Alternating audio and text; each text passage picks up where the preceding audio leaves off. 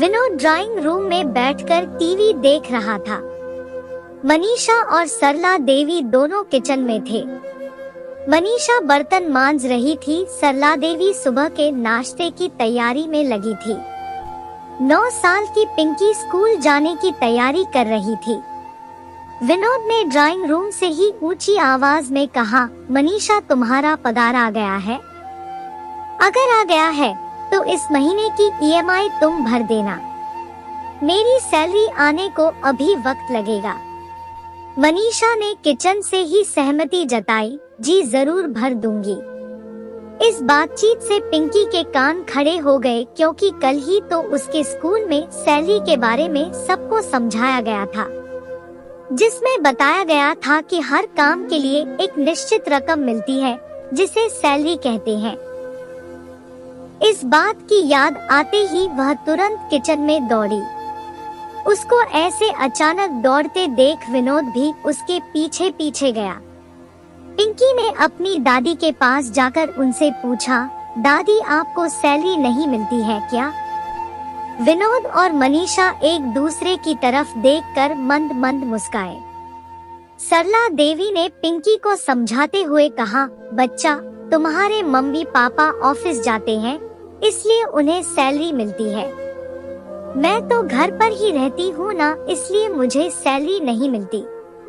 पिंकी को यह बात कुछ समझ नहीं आई तो वह बोली, दादी आप भी तो कितना सारा काम करती है। सुबह जल्दी उठकर नाश्ता बनाना, खाना बनाना, पूरे घर की साफ सफाई करना, कपड़े धोना, मुझे ट्यूशन पढ़ाना और बाजार जाकर राशन लाना और तरकारी लाना और भी पता नहीं क्या क्या। आपके इन्हीं सभी कामों की वजह से तो पापा और मम्मी निश्चिंत होकर काम पर जा पाते हैं और मैं भी स्कूल में अच्छे नंबरों से पास हो पाती हूँ। तो क्या इन कामों की कोई वैल्यू नहीं है?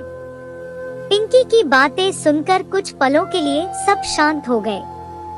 9 साल की एक छोटी सी बच्ची जो सोच रही थी वह गलत नहीं था।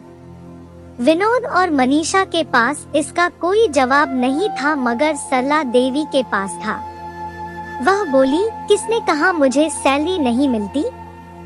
मुझे पैसों के रूप में, कागजों के रूप में सैलरी नहीं मिलती, लेकिन मुझे जिस रूप में सैलरी मिलती है उसकी कीमत कोई आंक ही नहीं सकता। मैं घर की जिम्मेदारी संभालती हूँ तो मुझे तुम्हारी मम्मी एक दोस्त के रूप में मदद करती है। तुम्हारी मम्मी की दोस्ती मेरे लिए वह सैलरी है। मुझे पैसों की जरूरत होती है और मैं तुम्हारे पापा को बोलती हूँ तो बिना यह जाने कि मैं उनका क्या करूँगी वह मुझे झट से पैसे निकाल कर दे देते हैं।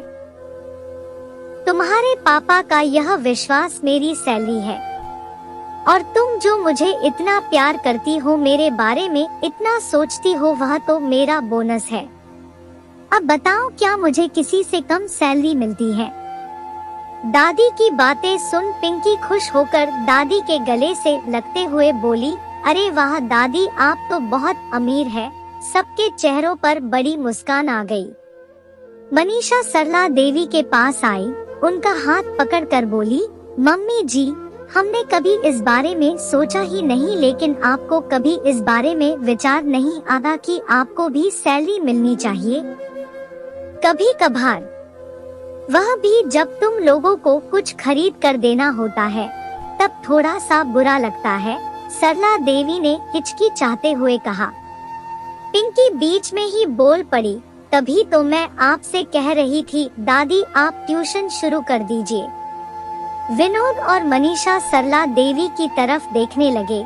यह क्या माजरा है मम्मी? विनोद ने पूछा। अरे कुछ नहीं बेटा, ये पिंकी तो बस बातें बनाती है।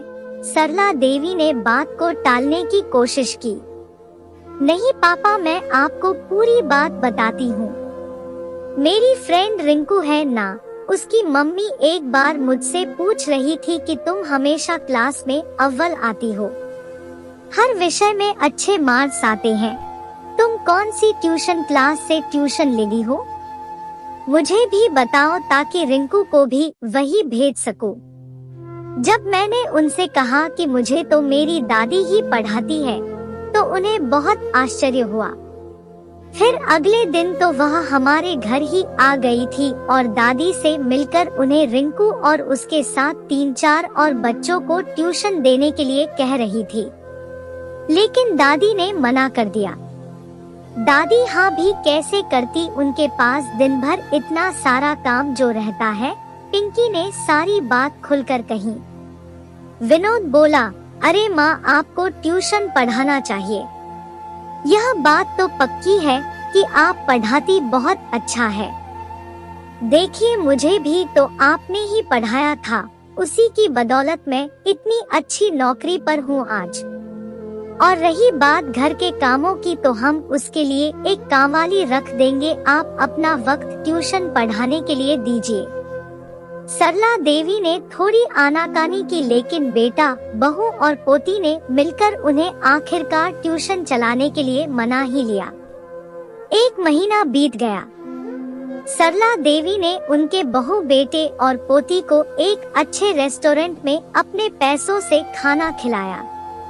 उस दिन सरला देवी की आंखों में रिश्तों की कमाई के साथ अपनी पहली कमाई की खुशी और संतोष चमक रहा था।